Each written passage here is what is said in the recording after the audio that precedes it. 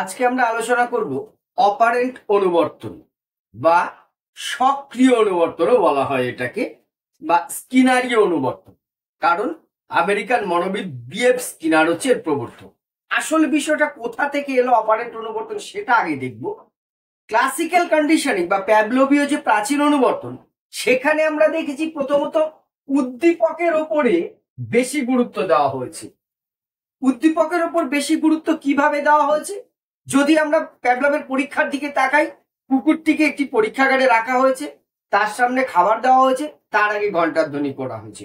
কুকুরটি একটা বাধা অবস্থায় একটা বিশেষ পরীক্ষামূলক পরিস্থিতিতে রয়েছে, অর্থাৎ সেখানে কুকুরের বিকল্প প্রতিক্রিয়া বা আচরণ করার খুব একটা সুযোগ নেই।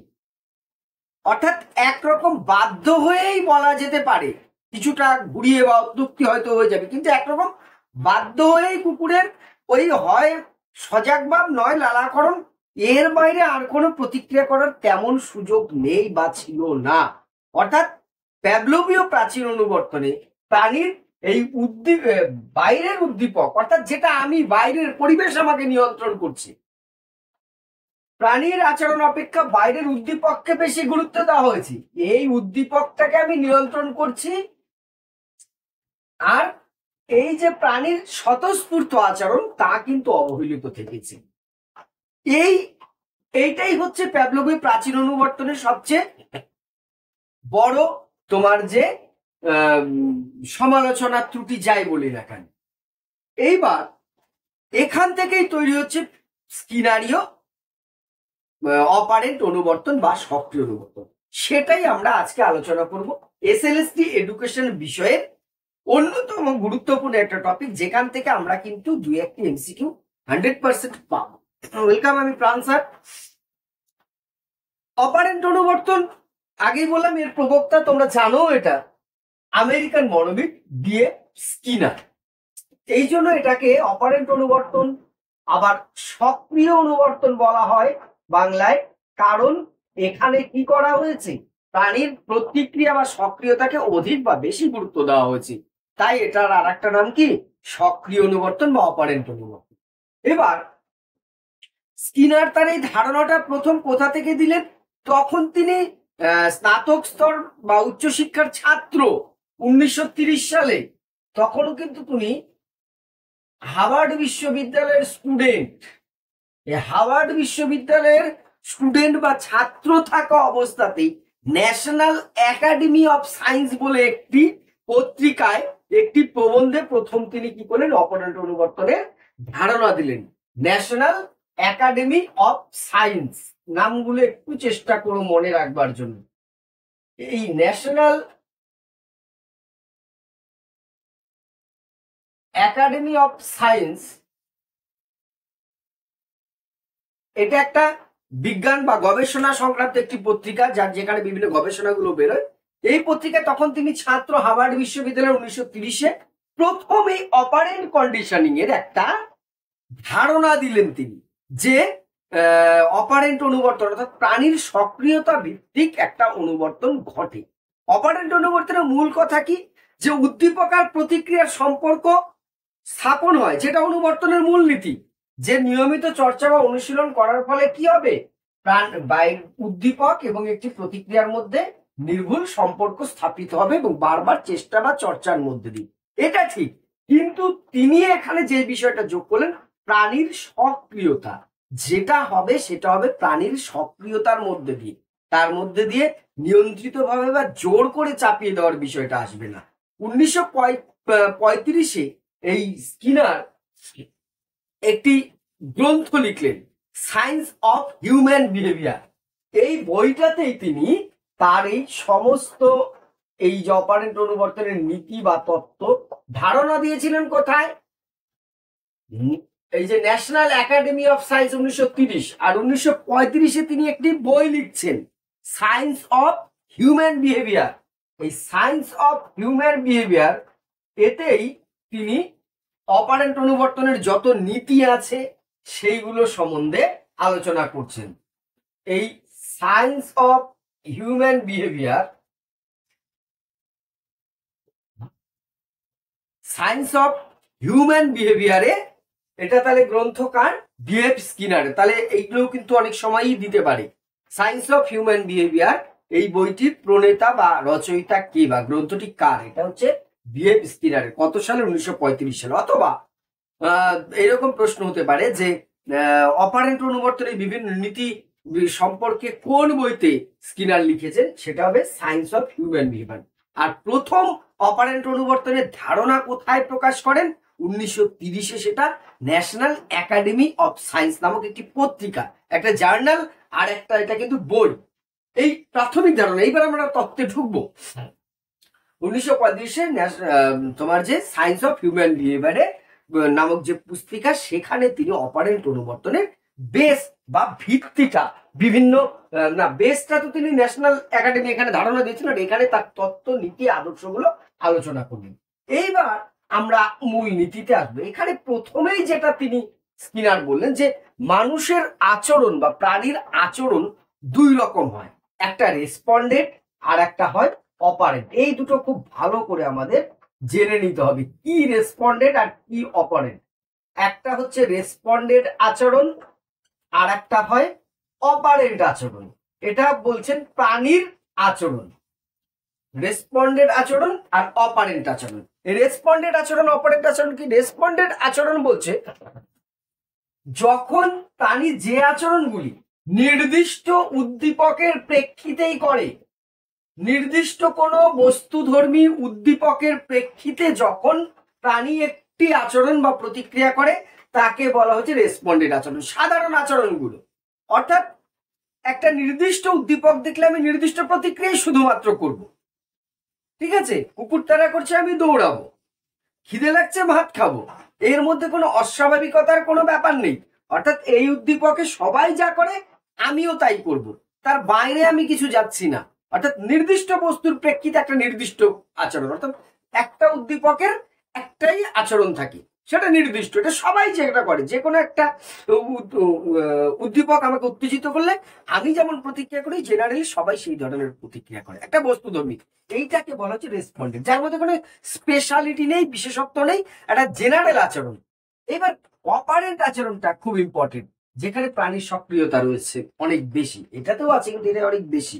এটা কি বলছে? প্রাণী যখন নির্দিষ্ট বস্তুধর্মী উদ্দীপকের পরিপ্রেক্ষিতে কোনো আচরণ না করে প্রত্যাশামূলক উদ্দীপক দ্বারা আচরণ করে, অর্থাৎ কোনো কিছু অ্যাচিভ করার জন্য, কোনো কিছু পাবার জন্য যখন সে প্রত্যাশাটাকে সামনে রেখে আচরণ করে, সেই আচরণকে বলা হয় অপারেন্ট আচরণ। অর্থাৎ কোনো ছাত্র বা ছাত্রীকে, শিক্ষার্থীকে আমি বললাম তুমি যদি এটা করো তাহলে তুমি এটা পেতে পারো, এই পুরস্কারটা পাবে, তাহলে সেইটা পাবার আশায় তার তখন পড়াশোনার গিয়ার চেঞ্জ হয়ে যাচ্ছে, তাই তো? পড়াশোনাটাকে আরো বেশি সে সিরিয়াসলি নিচ্ছে, অনেক বেশি পড়াশোনা করছে। তাহলে এখানে একটা প্রত্যাশা, সাধারণ পড়াশোনা সে যেটা করার করছিল, এবার দেখছে আমি যদি একটু ভালো রেজাল্ট করতে পারি আমি এটা পেতে পারি। স্যার বলেছে অ্যাওয়ার্ড দেওয়া হয়, যেমন স্কুলে আমরা করে থাকি, সবচেয়ে বেশি যে 3 জন ক্লাসে অ্যাটেন্ড থাকবে তাদের অ্যানুয়াল প্রোগ্রামে একটা অ্যাওয়ার্ড দেওয়া হয় প্রত্যেক বছর প্রত্যেক ক্লাসে। তাহলে কি হয়, কিছু ছেলের মধ্যে অন্তত একটা কম্পিটিশন, যত বেশি অ্যাটেন্ড থাকা যায় ক্লাসে। এই যে প্রত্যাশামূলক একটা কিছু প্রত্যাশা করে সে একটা আচরণ বা প্রতিক্রিয়া করছে, এই প্রত্যাশামূলক আচরণ বা প্রতিক্রিয়াকেই তোমার যে স্কিনার নাম দিয়েছেন অপারেন্ট আচরণ। তাহলে প্রাণীর আচরণ কয় প্রকার? 2 প্রকার। এক হচ্ছে রেসপন্ডেন্ট, যা নির্দিষ্ট বস্তুধর্মী উদ্দীপকের প্রেক্ষিতে হয়, আর একটা হচ্ছে অপারেন্ট আচরণ, যা নির্দিষ্ট বস্তুধর্মী উদ্দীপকের পরিপ্রেক্ষিতে না ঘটে প্রত্যাশামূলক উদ্দীপক দ্বারা সংগঠিত হয়। এইবার তাহলে এই রেসপন্ডেন্ট আচরণের উপর, অর্থাৎ প্রত্যাশামূলক আচরণের উপরই কিন্তু তোমার যে স্কিনার বেশি গুরুত্ব দিয়েছেন। এই রেসপন্ডেন্ট অপারেন্ট, এই জন্য তার অনুবর্তনের নামটাও তো অপারেন্ট। এই অপারেন্ট ধর্মী আচরণকে যে অনুবর্তনে গুরুত্ব দেওয়া হয়েছে সেটাই হচ্ছে অপারেন্ট অনুবর্তন। এইবার স্কিনার তার এই তত্ত্বটা প্রকাশ করার আগে এই তত্ত্বটা দৃঢ় ভিত্তির ওপর প্রতিষ্ঠিত করবার জন্য একটি গুরুত্বপূর্ণ পরীক্ষা করেছেন। কিসের ওপরে? এবারে ইঁদুরের ওপরে একটি তিনি পরীক্ষা করেছেন। উপকরণ প্রথম হচ্ছে একটি ইঁদুর, ঠিক আছে, একটি ইঁদুরটা পরীক্ষামূলক পরিস্থিতিতে একটি ক্ষুধার্ত অবস্থায় রয়েছে। আরেকটা যেটা বিশেষভাবে নির্মিত একটি তিনি বাক্স নিয়েছেন, যার নাম হচ্ছে স্কিনার বক্স। আমরা এর সম্বন্ধে আলোচনা করব। আর কিছু খাবার, ইঁদুরের জন্য কিছু খাবার। একটা ইঁদুরের ওপর তিনি পরীক্ষা করেছেন। ইঁদুরের ওপর পরীক্ষা করেছেন মানে একটি ইঁদুর তো লাগছেই। এবারে তার বাইরে একটি ইঁদুরের কিছু খাবার, স্কিনার বক্স। স্কিনার বক্স কি, এটাও কিন্তু খুব ইম্পর্টেন্ট। স্কিনার বক্স হচ্ছে বিশেষভাবে নির্মিত একটি খাঁচা বা বাক্স, যেখানে একটি লিভার আছে। সেই লিভার বা বোতামে চাপ দিলেই তোমার যে, ধরো এটা একটি খাঁচা, লিভার বা বোতামে নির্দিষ্টভাবে চাপ দিলে পরে তবেই সেখানে একটা ট্রে রাখা আছে, সেই ট্রেতে খাবার চলে আসবে। ধরো এখানটায় একটি বোতাম আছে নিচে মেঝেতে, আর এখানে আছে একটি ট্রে রাখা আছে। এবার এই বোতাম বা সুইচে চাপ করলে এখানে অটোমেটিক খাবার চলে আসবে, ইঁদুরের কিছু খাবার, সেটা যাই হোক, চাল ডাল যাই থাকুক। এই বোতাম বা সুইচে চাপ দিলে পরে এই ট্রেটার মধ্যে খাবার চলে আসবে। স্কিনার তার ইঁদুরের পরীক্ষা করবার জন্য একটি বিশেষভাবে এটা বাক্সটা বা খাঁচাটা তৈরি করেছেন। এই বক্সটার নামই হচ্ছে স্কিনার বক্স।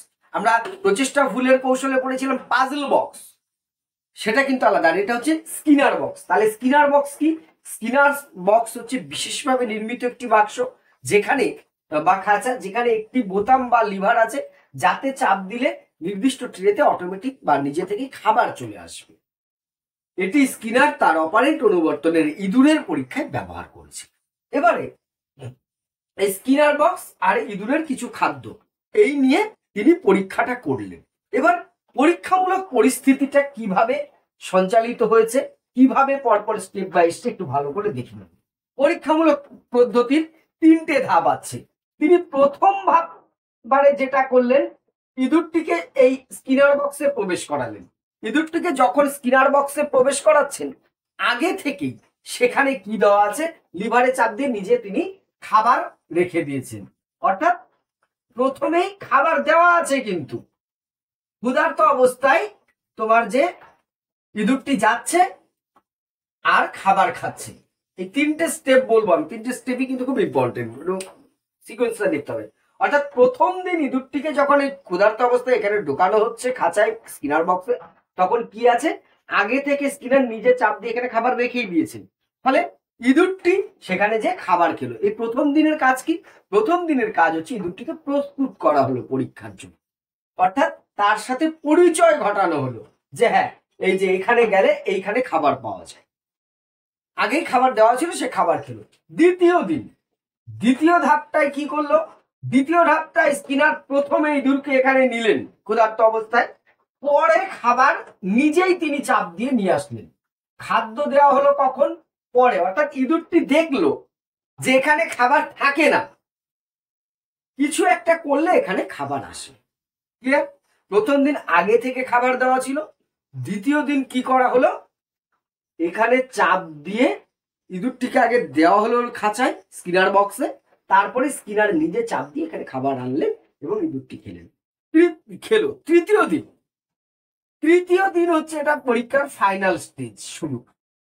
তৃতীয় দিন বা এবার আমি বলবো তৃতীয় পর্যায়ে ক্ষুধার্ত অবস্থায় স্কিনার সেই ইঁদুরটিকে তার স্কিনার বক্সে প্রবেশ করিয়ে দিয়ে দিলেন, কিন্তু আগে থেকে না তিনি খাবার এখানে দিয়ে রেখেছেন, না তিনি নিজে লিভারে চাপ দিয়ে এখানে খাবার আনছেন। ইঁদুরটিকে এবার পরীক্ষামূলক পরিস্থিতিতে ফেলা হলো। উদ্দেশ্য ইঁদুরটি এখানে কি করে খাবার এনে খায় সেটা পর্যবেক্ষণ করা। এই ক্ষুধার সাথে খাদ্য খাওয়ার প্রক্রিয়াটার একটা কি করা, এই প্রক্রিয়াটাকে অনুবর্তন ঘটানো। এবারে ইঁদুরটি প্রথমেই কি করলো, প্রথমেই আগে ট্রেতে গেল, খাবার তো পেয়েছে আগে দুটো পর্যায়ে, মানে খাবার ওখানে যে কি হলো, খাবার নেই।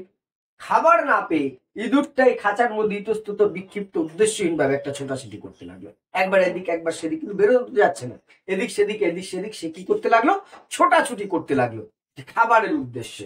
এইভাবে করে দীর্ঘ সময় অনেকক্ষণ চেষ্টা চাপাটি করতে করতে এক সময় সে আরে ভুলেও তো একবার কেউ ঠিক করে, এখানে চাপ দেওয়া মাত্রই কি পেলো, ইঁদুরটি দেখলো এখানে খাবার চলে এসছে। খাবার চলে আসার পর সে খাবার গ্রহণ করলো। এইভাবে যখন রিপিট করা হচ্ছে, দেখা যাচ্ছে ইঁদুরটি নির্ভুলভাবে এখানে চাপ দিয়ে এখানে খাবার গ্রহণ করছে। এবার স্কিনার যখন এই ইঁদুরটাকে এখানে রেখে দিচ্ছে খাঁচায়, যখন ইঁদুরটির খিদে পাচ্ছে ওর লিভারে চাপ দিচ্ছে, এখানে খাবার পেয়ে খাবার খেয়ে যাচ্ছে। অর্থাৎ খিদে পেয়েই এখানে চাপ দিচ্ছে, খাবার খাচ্ছে। তাহলে খিদে পাওয়ার সাথে লিভারে চাপ দেওয়ার তো কোনো সম্পর্ক, অনুবর্তনের যেটা ব্যাপার যে উদ্দীপক আর প্রতিক্রিয়ার সম্পর্ক, তাহলে এখানে উদ্দীপকটা হচ্ছে খিদে, তার সাথে এই খাদ্য পাওয়ার সাথে এই লিভারে চাপ দেওয়া, লিভারে চাপ দেওয়াটা একটা প্রতিক্রিয়া। তাহলে খিদে পাওয়ার সাথে তো লিভারে চাপ দেওয়ার কোনো সম্পর্ক নেই, খিদে পাওয়ার সাথে খাদ্যের সম্পর্ক।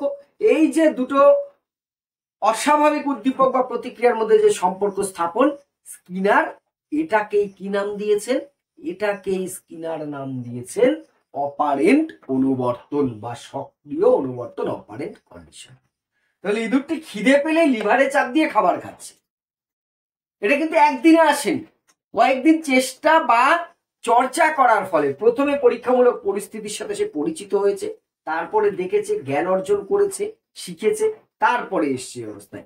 এখান থেকে সিদ্ধান্তে আসলেন যে স্কিনার বলেন যে অনুবর্তন, প্রথমে বললেন প্রাণীর আচরণ দুই প্রকার, যেটা আমি আগেই বলেছি, একটা হচ্ছে অপারেন্ট আর একটা হচ্ছে তোমার যে রেসপন্ডেন্ট। এরপরে তিনি বলেন যে শুধু তাই নয়, অনুবর্তনও দুই প্রকার হয়। অনুবর্তনকে তিনি দুই ভাগে ভাগ করলেন, একটা হচ্ছে এস টাইপ অনুবর্তন আর একটা হচ্ছে আর টাইপ অনুবর্তন। তিনি বললেন অনুবর্তন দুই প্রকার, এস টাইপ আর আর টাইপ অনুবর্তন কি? এস টাইপ সহজভাবে মনে রাখার জন্য আমি আরো সহজে বলছি। এস মানে আমি হাজারবার বোঝাচ্ছি, শিখন কৌশল শুরু করেছি পর থেকে। এস মানে হচ্ছে স্টিমুলাস মানে উদ্দীপক, আর মানে রেসপন্ড মানে প্রতিক্রিয়া। তাহলে প্যাভলোভীয় প্রাচীন অনুবর্তনকে তিনি বললেন এস টাইপ এবং এই অপারেন্ট অনুবর্তনকে বললেন আর টাইপ। এবার প্রশ্ন, কেন আর কিভাবে মনে রাখবো? ভুলিয়ে যায় এটা পরীক্ষার হলে, সাধারণ জিনিসই কিন্তু বেশি গুলায়। প্যাভলোভীয় অনুবর্তনে কাকে বেশি গুরুত্ব দেওয়া হয়েছে? উদ্দীপককে। প্যাভলভ আগে ওখানে খাবার দেবেন না আগে ওখানে ঘন্টা বাজাবেন সেটা তার উপর ডিপেন্ড করছে, উদ্দীপক কেন্দ্রিক। তাহলে যেখানে উদ্দীপক বা স্টিমুলাসকে বেশি গুরুত্ব দেওয়া হয়েছে সেটা হচ্ছে এস টাইপ। আর অপারেন্ট অনুবর্তনে, স্কিনারি অনুবর্তনে কাকে বেশি গুরুত্ব দেওয়া হয়েছে? প্রাণীর আচরণকে, ইঁদুরের আচরণকে। তাই যে অনুবর্তনে প্রাণীর আচরণকে বা উদ্দীপক প্রতিক্রিয়াকে বেশি গুরুত্ব দেওয়া হয় সেটা হচ্ছে আর টাইপ। অর্থাৎ প্যাভলোভীয় প্রাচীন অনুবর্তন কি টাইপ? এস টাইপ অনুবর্তন। আর অপারেন্ট অনুবর্তন বা তোমার যে কি বলে স্কিনারি অনুবর্তন কি টাইপ? এটা হচ্ছে আর টাইপ। তাহলে এস টাইপ আর আর টাইপ কি ক্লিয়ার করতে পেরেছি? প্যাভলোভীয় প্রাচীন অনুবর্তন হচ্ছে এস টাইপ অনুবর্তন, কারণ সেটা প্রাণীর আচরণ বা প্রতিক্রিয়া অপেক্ষা উদ্দীপককে বেশি গুরুত্ব দেয়। কেন এস টাইপ? এটাও কিন্তু আসতে পারে। আর আর টাইপ অনুবর্তন বলতে অপারেন্ট অনুবর্তন। কেন এটা অপারেন্ট? কারণ এখানে প্রাণীর অপারেন্ট বা প্রতিক্রিয়া বা আচরণ বা রেসপন্ডকে বেশি গুরুত্ব দেওয়া হয়, তাই এটা হচ্ছে আর টাইপ অনুবর্তন। এইবার তিনি একটি সাংগঠনিক কাঠামো দেখালেন যে অপারেন্ট অনুবর্তনের সাংগঠনিক কাঠামোটা কি হবে। সেখানে তিনি বললেন প্রথমে কি কি হচ্ছে, ইঁদুরের আচরণটা পর্যবেক্ষণ করি। প্রথমে খাদ্যের প্রত্যাশা তৈরি হচ্ছে, তাই নয় কি? খাদ্যের প্রত্যাশা হলে পরে ইঁদুরটি কি করছে? খাদ্যের প্রত্যাশা যখনই হচ্ছে, খাদ্যের প্রত্যাশা হলে ইঁদুরটি লিভারে চাপ দিচ্ছে, তাই তো? লিভার বলতে বোতামটার কথা বললাম, যেটা খাদ্যের প্রত্যাশা হলে সে লিভারে চাপ দিচ্ছে। লিভারে চাপ দেওয়ার পরে কি কি হচ্ছে? লিভারে চাপ দিলে ট্রের মধ্যে খাদ্য চলে আসছে, খাদ্য প্রাপ্তি। খাদ্য যখনই পেয়ে যাচ্ছে সে কি করছে? সে এবারে খাদ্য গ্রহণ করছে। খাদ্য গ্রহণ দেখো পরপর পরপর চারটে, এখানে কিন্তু আর প্যানেলের মতন বিচ্ছিন্ন দুটো দুটো জোড়া হিসেবে নেই, এখানে একটি সমান্তরাল ভাবে দেখানো হয়েছে। তাহলে খাদ্যের প্রত্যাশা এটা একটা উদ্দীপক, এটা এস। লিভারে ইঁদুরটি চাপ দিচ্ছে, এটা তো একটা প্রতিক্রিয়া, তাহলে এটা আর। আবার খাদ্য দেখছে, এখানে খাদ্যটা কি হচ্ছে? ট্রেতে খাবার আসলো, খাবারও একটা উদ্দীপক, এটাও একটা স্টিমুলার এস। আর তারপরে খাবার দেখে দুটি কি করবে? খাবার গ্রহণ করছে, সেটা একটা প্রতিক্রিয়া আর। তাহলে প্রথম উদ্দীপক কোনটা? এটা এটা 1 নম্বর। তার এগেনস্টে প্রতিক্রিয়া কি হয়েছে? এটা, তাহলে এটা 1 নম্বর আর। তারপরে এটা 2 নম্বর এস, এটা 2 নম্বর আর। অর্থাৎ খাদ্যের প্রত্যাশা, খাদ্যের যখনই আশা হচ্ছে এটা হচ্ছে একটা, তাহলে খিদে পেয়েছে, এটা আমার উদ্দীপক, ইন্টারনাল স্টিমুলাস। এটা দেখার পর কি করছে, দুটি লিভারে চাপ দিচ্ছে, তাহলে সেটা একটা প্রতিক্রিয়া। লিভারে চাপ দেওয়ার পরে খাদ্য পাচ্ছে, খাদ্যটা আবার একটা উদ্দীপক, এবং খাদ্য পাওয়ার পরে সে খাদ্য গ্রহণ করছে, মানে খাবার খাচ্ছে, সেটা হচ্ছে আর একটা প্রতিক্রিয়া। অর্থাৎ এখানে একটা পর পর ক্রমানুযায়ী কিন্তু চলছে। আমরা যেটা প্যাভলভে দেখেছিলাম S1R1 আর S2R2 এভাবে করে অনুবর্তন ঘটেছিল। এখানে দুটো, একটা উদ্দীপক একটা প্রতিক্রিয়াকে এক একটা জোর হিসেবে দেখানো হয়েছিল প্রাচীন অনুবর্তনে, কিন্তু সক্রিয় অনুবর্তন বা অপারেন্ট অনুবর্তনে কিন্তু আলাদা জোর হিসেবে দেখা হয়নি। এখানে উদ্দীপক প্রতিক্রিয়াগুলো একটা সিকোয়েন্সে বাঁধা রয়েছে, পর কিন্তু আসছে, একটার পর একটা আসছে, কোনো একটাকে জোর হিসেবে নেয়। এবারে আমরা সবচেয়ে ইম্পর্টেন্ট যেটা অপারেন্ট অনুবর্তন বা স্কিনারীয় অনুবর্তনের নীতিগুলোতে বা বৈশিষ্ট্যগুলোতে আসবে, যেটা খুব ইম্পর্টেন্ট।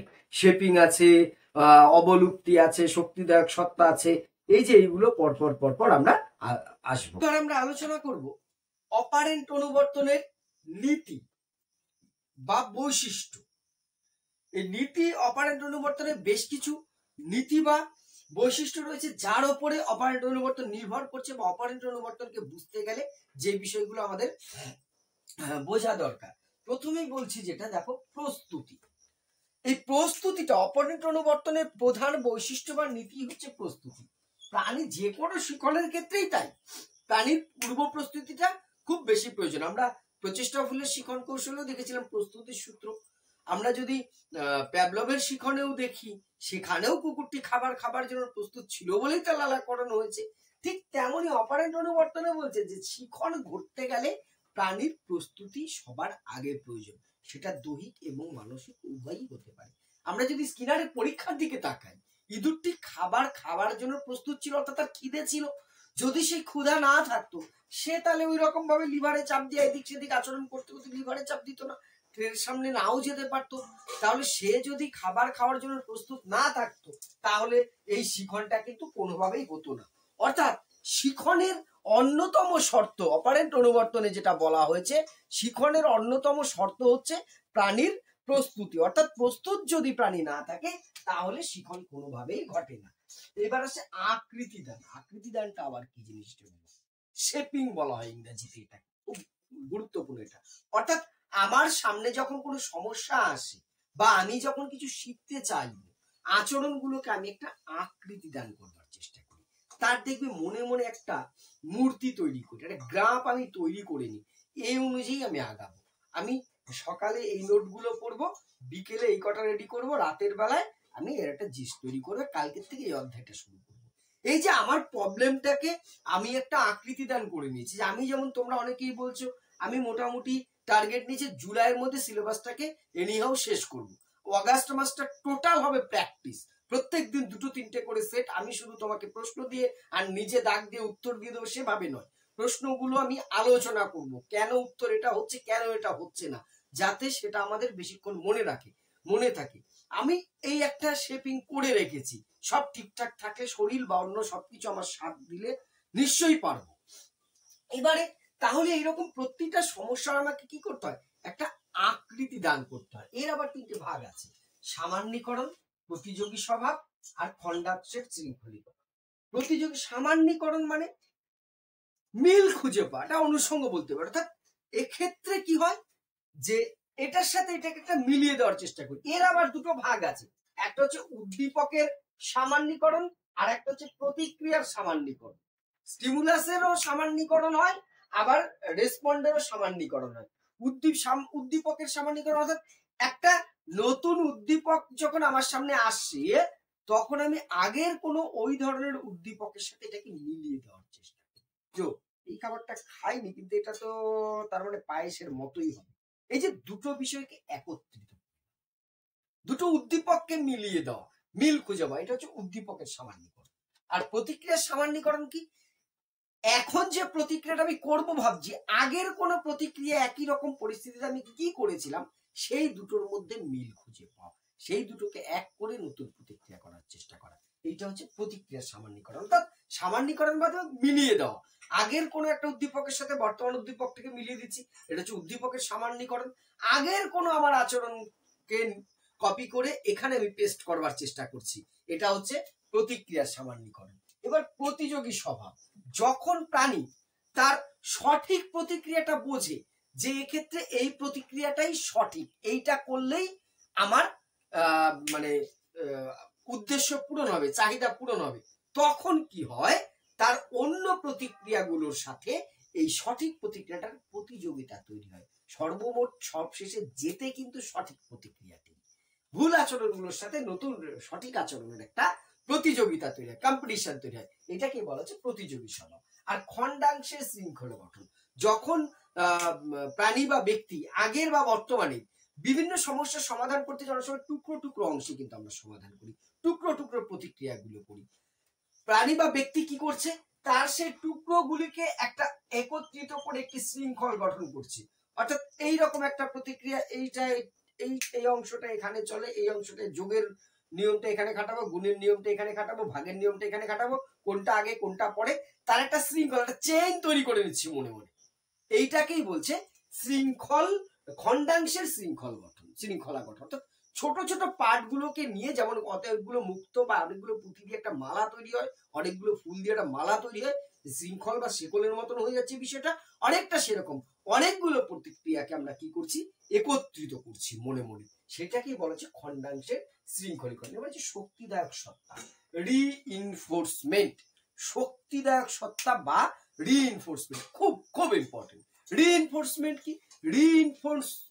রিইনফোর্সমেন্ট বা শক্তিদায়ক সত্তা হচ্ছে তোমার যে এমন একটি ক্ষমতা যা শিখনের গতিকে বা প্রতিক্রিয়ার গতিকে বাড়িয়ে দেয় বা বিকল্প পথে বা কমিয়েও দিতে পারে। অর্থাৎ এমন একটি এমন একটি শক্তি যেটা প্রয়োগ করে শিখন বা প্রাণীর আচরণের গতিকে আরো ত্বরান্বিত করা যায়, উল্টো দিকে নিয়ন্ত্রণ করা যায়, সেটাকে বলা হয় শক্তিদায়ক সত্তা। এই শক্তিদায়ক সত্তার আবার প্রধান দুটি ভাগ আছে, তবে বর্তমানে আরো একটি ভাগের কথা উঠে আসছে। কি কি? একটা হচ্ছে পজিটিভ রিইনফোর্সমেন্ট আর একটা হচ্ছে নেগেটিভ রিইনফোর্সমেন্ট। পজিটিভ মানে কি? যে ধরনের শক্তিদায়ক সত্তা শিখন বা প্রাণীর আচরণের গতি বাড়িয়ে তোলে তা হচ্ছে পজিটিভ। যেমন কোন শিক্ষার্থীকে তোমার যে খুব উৎসাহ দেওয়া হয়, যেমন ইঁদুরটি ট্রেতে যে খাবার পেয়েছিল বলে ইঁদুরটি আরো চেষ্টা করেছে যে আমি খাবার পাবো। অর্থাৎ যদি ভালো আচরণ করে শিক্ষার্থী পুরস্কার পায়, প্রশংসা পায়, ভালো পড়াশোনা করে রেজাল্ট ভালো হয়, তাহলে সে আরো বেশি সেটা করতে চায়, কারণ এটা তার কাছে একটা রিইনফোর্সমেন্ট, নতুন করে সে একটা শক্তি পেল, এনার্জি পেল, অনেকটা নতুন করে এনার্জি দেওয়া, স্ট্র্যাটেজি টাইম আউট আইপিএল এর নিয়ে তাদের এনার্জি দিয়ে দেওয়া হলো, অনেকটা সেরকম বা তার চেয়ে অন্যরকম একটি বিষয়টা। শক্তিদায়ক সত্তা হচ্ছে প্রাণীর আচরণকে আরেকটু বাড়িয়ে দেওয়ার চেষ্টা যেটা করছে, যে আচরণগুলো প্রাণীর আচরণকে বাড়াচ্ছে সেটা হচ্ছে পজিটিভ। আমি লিখছি না। নেগেটিভ বা ঋণাত্মক শক্তিদায়ক সত্তা কোনটি?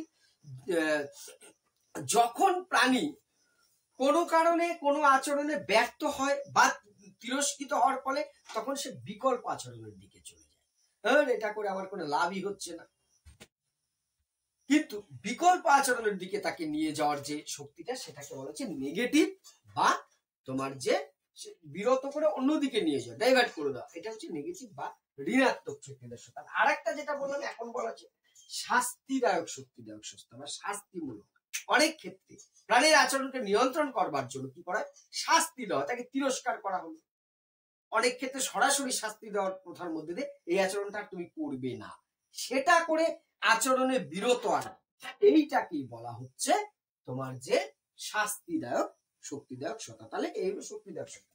এবার আচরণের স্বতঃস্ফূর্ততা, এই যে আমরা অপারেন্ট অনুবর্তন দেখছি, প্রাণীর যে আচরণ এতক্ষণ ধরে যেটা দেখলাম, তার যে বিহেভিয়ার, সেটা কি জোর করে করানো হচ্ছে না প্রাণী বা ব্যক্তি বা ইঁদুরটি নিজে থেকে করছে? অবশ্যই তোমার উত্তরটা হ্যাঁ স্যার, নিজে থেকে করছে। একদমই তাই। প্রাণী অপারেন্ট অনুবর্তনের অন্যতম একটি বৈশিষ্ট্যই হলো প্রাণীর মধ্যে বা ব্যক্তির মধ্যে, শিক্ষার্থীর মধ্যে যে আচরণটা আসবে বা আনছি বা হচ্ছে, সেটা সম্পূর্ণ স্বতঃস্ফূর্ত ভাবে নিজে থেকে, তাকে জোর করে ঠেলে তাকে জারে পড়ে কাঁড়ে ঘুমোরে এইভাবে করে করতে হচ্ছে না, তার নিজের চাহিদা, নিজের সামনে যে উদ্দীপকটা আসে তার জন্য সে প্রতিক্রিয়াটা নিজের থেকে করছে। এইটা এই জন্য বলা হচ্ছে আচরণের স্বতঃস্ফূর্ততা। অবলুপ্তি, অবলুপ্তি বা এক্সটেনশনটা কি? যখন প্রাণী সঠিক আচরণটা শিখে যায়, জেনে যায় যে এটা করলে আমার উদ্দেশ্য পূরণ হবে, তখন আস্তে আস্তে যে বাকি ভুল আচরণগুলো আছে, বিকল্প আচরণগুলো আছে, আচরণ বলবো না, এখানে প্রতিক্রিয়াগুলো আমরা বলতে পারি, সেগুলো কি হবে, আস্তে আস্তে অবলুপ্ত হয়ে যাবে। কারণ ইঁদুরটা যখন তার এই স্কিনার বক্সে খাবার পেয়ে গেছে লিভারে চাপ দিয়ে, সে একবার এটা জেনে গেলে আর এদিক ওদিক ঢু মারবে কেন, খিদে লাগলে এখানে চাপ দেবে, খাবার পাবে, তাহলে ধীরে ধীরে এই আচরণগুলো কি হবে, মুছে যাবে, বিলুপ্ত হয়ে যাবে। এই জন্য বলা হচ্ছে যে অন্য যে প্রতিক্রিয়াগুলো, সঠিক প্রতিক্রিয়াটির সাথে উদ্দীপকের যখন একবার সঠিক উদ্দীপক আর সঠিক প্রতিক্রিয়ার মধ্যে যখন সম্পর্ক স্থাপন হয়ে যাবে, বাকি যে রেসপন্স গুলো চারপাশে ছিল সেগুলো বাতিল হয়ে যাবে, অর্থাৎ সেগুলো কি হবে, অবলুপ্তি হয়ে যাবে, সেটাই বলা হচ্ছে অবলুপ্তি। এবার শক্তিদায়ক সত্তার শিডিউল, এটাও কিন্তু খুব ইম্পর্টেন্ট। শক্তিদায়ক সত্তা যেটা বললাম যে রিইনফোর্সমেন্টটা বাইরের থেকে দেওয়া হচ্ছে, উৎসাহ দেওয়া হোক, শাস্তি দেওয়া হোক, সেটার একটা নির্দিষ্ট শিডিউল মেনে দেওয়া হয়। নির্দিষ্ট শিডিউলের বাঙালি অনেক সময় বাংলা আমরা খুঁজে পাই না, তার একটা নির্দিষ্ট ধারাবাহিকতা থাকে, সেই ধারাবাহিকতাটাকেই বলা হচ্ছে শক্তিদায়ক সত্তার শিডিউল। শিডিউল দু প্রকার বলা হচ্ছে, একটা হচ্ছে অবিরাম, একটা সবিরাম। আমরা যেমন মেমোরির ক্ষেত্রে পড়েছিলাম সবিরাম পাঠ আর অবিরাম পাঠ, অনেকটা এরকম। অবিরাম আর সবিরাম, অবিরাম মানে সব সময় কন্টিনিউয়াস দিয়েই যাওয়া হচ্ছে রিইনফোর্সমেন্ট, সেটা হচ্ছে অবিরাম। আর এই আরেকটা হচ্ছে সবিরাম, যেটা থেমে থেমে থেকে থেকে নির্দিষ্ট সময় পর পর শিডিউল করে তোমার যে রিইনফোর্সমেন্ট দেওয়া হয়, যে হাঁপিয়ে গেছে, এনার্জি লেস হয়ে গেছে, আবার কিছু একটা ভোকাল টনিক দিয়ে দেওয়া বা টনিক দেওয়া হলো, সে আবার এনার্জেটিক হয়ে যাচ্ছে, নতুন উদ্যম ফিরে পাচ্ছে, যেটা আমরা শিক্ষার ক্ষেত্রে করি, এক গেমে চলে আসলে একদিন না পড়িয়ে চল মাঠে খেলে আসি, এইগুলো রিইনফোর্সমেন্ট। এবার এই সবিরাম মানে যেটা বিরাম করে করে দেওয়া হয়, তার আবার চারটে ভাগ আছে। কি কি সেই ভাগগুলো, প্রথমত স্থির অনুপাত আর পরিবর্তনশীল অনুপাত, দুটো ভাগ। স্থির অনুপাত মানে একটা নির্দিষ্ট অনুপাতে রেশিও মেনটেন করে, যে একদিন অন্তর অন্তর রিইনফোর্সমেন্ট দেওয়া হবে। আর তোমার যে পরিবর্তনশীল অনুপাত, আজকে দেওয়া হলো, একদিন পরে আবার 3 দিন পরেও দেওয়া হতে পারে, কোনো নির্দিষ্ট অনুপাত নেই, পরিবর্তন করে করে। এখন দেওয়া হচ্ছে মানে প্রত্যেক 2 দিন পর পরই রিইনফোর্সমেন্ট হবে, 2 ঘন্টা পর পর, তা কোনো নয়, পরিবর্তন হতে পারে। এবারে আজকে 1 ঘন্টা পরে হলো, কালকে 4 ঘন্টা পরে হতে পারে, পরশু 4 দিন পরে হতে পারে। অর্থাৎ স্থির অনুপাতটা নির্দিষ্ট অনুপাতে হয়, আর পরিবর্তনশীল অনুপাতটা চেঞ্জ হতে পারে। আরেকটা হচ্ছে নির্দিষ্ট সময়ের ব্যবধান ভিত্তিক, নির্দিষ্ট সময় 3 দিন পর পর চেঞ্জ হয়, এমন একটা হতে পারে। আবার পরিবর্তনশীল ব্যবধান, কোনোই ঠিক নাই, ব্যবধানটা কোনোটার 2 ঘন্টা হতে পারে, কোনোটা 6 ঘন্টা, কোনো 8 ঘন্টা, এইরকম ভাবে কিন্তু সবিরাম তোমার যে শক্তিদায়ক সত্তাটা শিডিউল ঠিক করা যেতে পারে। এই স্কিনার কিন্তু শক্তিদায়ক সত্তার শিডিউলের উপরও গুরুত্ব দিয়েছে। এবার অপারেন্ট অনুবর্তনের শৃঙ্খল গঠন, অনেকটাই যে খন্ডাংশের শৃঙ্খল গঠনের যে ভাগ বলেছিলাম তার মতোই। অপারেন্ট অনুবর্তনে প্রাণীর বিভিন্ন ক্ষুদ্র ক্ষুদ্র আচরণগুলোকে সে কি করে, ধীরে ধীরে ধীরে ধীরে একটা শৃঙ্খল বা চেইন সৃষ্টি করার চেষ্টা করে, যে এটার পরে এটা করবো, এটার পর এটা করবো, এটার আগে এটা করবো, এটা করলে এই হলে এই করবো। এই যে পরপর পরপর প্রাণী কি করে, তার একটা আচরণগুলোর মধ্যে একটা শৃঙ্খল তৈরি করে, এটাকেই বলেছে অপারেন্ট অনুবর্তনের শৃঙ্খল। লাস্ট হচ্ছে শক্তির পুনরুদ্ধার, এটাও খুব ইম্পর্টেন্ট। শক্তির পুনরুদ্ধার মানে এই যে দীর্ঘদিন চর্চা করতে করতে করতে করতে অনেক সময় একটা এনার্জি লেস হয়ে যায়, অনুবর্তনের যে শক্তি সেটা হ্রাস পায়, কমে যায়, অনুবর্তন শিথিল হয়েছে, যেটা আমরা প্রাচীন অনুবর্তনে বলেছিলাম অপানুবর্তন, ডিকন্ডিশনিং, আগের ক্লাসটাই বলেছি। বলছে সেই শক্তিকে আবার পুনরুদ্ধার করা যায়, সে রিইনফোর্সমেন্ট প্রয়োগ করে হোক বা বিরতি দান করে। শিকড়টা একঘেয়েমি হয়ে গেছে, একটু রেস্ট দেওয়ার দরকার, রোজ ইঁদুরটা ওই খেতে খেতে খেতে খেতে একরকম হচ্ছে, মাঝে মধ্যে তাকে রেস্ট দিলে সেই অনুবর্তনের তোমার গতিটা আবার ফিরে আসে, যে শক্তিটা লেস হয়েছে, এনার্জিটা হারিয়ে গেছিল, সেই এনার্জিটাকে উদ্ধার করা যায়। সেটা রিইনফোর্সমেন্টেই হতে হবে এর কোনো মানে নেই।